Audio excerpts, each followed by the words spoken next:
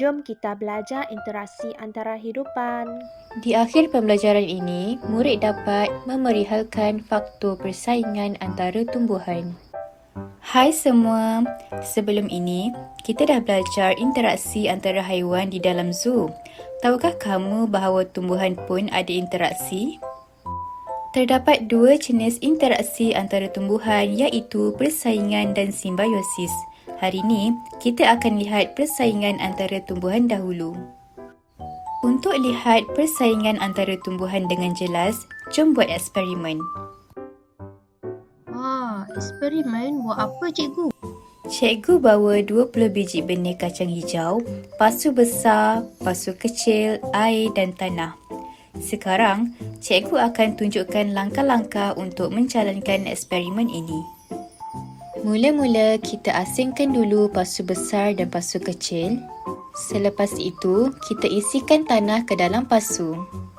Kemudian, tanamkan 10 biji benih kacang hijau ke dalam kedua-dua pasu. Akhir sekali, siramkan air ke dalam kedua-dua pasu. Kita akan buat perbandingan pertumbuhan anak pokok kacang hijau pada kedua-dua pasu selepas 3 minggu. 3 minggu? Lamanya cikgu.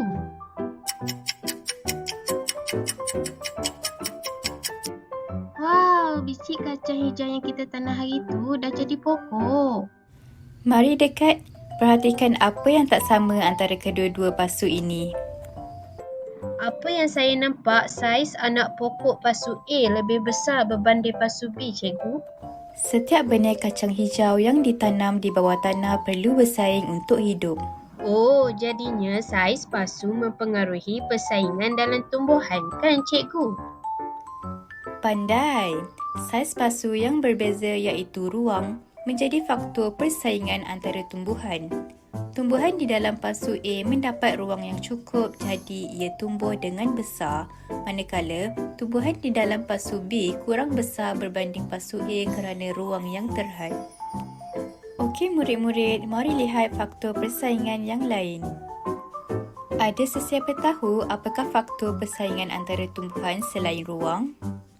Air, cikgu. Sebab hari tu saya nampak cikgu siram air pada tanah. Betul tak, cikgu? Betul, pandai anak murid cikgu. Akar tumbuhan lebih sihat sekiranya kurang persaingan untuk mendapatkan air. Jadi, tumbuhan lebih senang membesar. Jika jumlah tumbuhan dalam pasu lebih sedikit, maka tumbuhan mudah membesar kerana tiada persaingan air. Selain itu, cahaya juga menjadi faktor persaingan antara tumbuhan. Tumbuhan memerlukan cahaya untuk membesar. Mari lihat ketinggian pokok kacang hijau ini. Ada yang tinggi, ada yang rendah? Betul, pokok kacang hijau tinggi kerana mereka mendapat cahaya yang mencukupi untuk membesar. Manakala, pokok kacang hijau rendah disebabkan tidak mendapat cahaya. Tak apa, kita cuba masukkan baja ke dalam pasu B dan lihat perubahan selepas 1 minggu.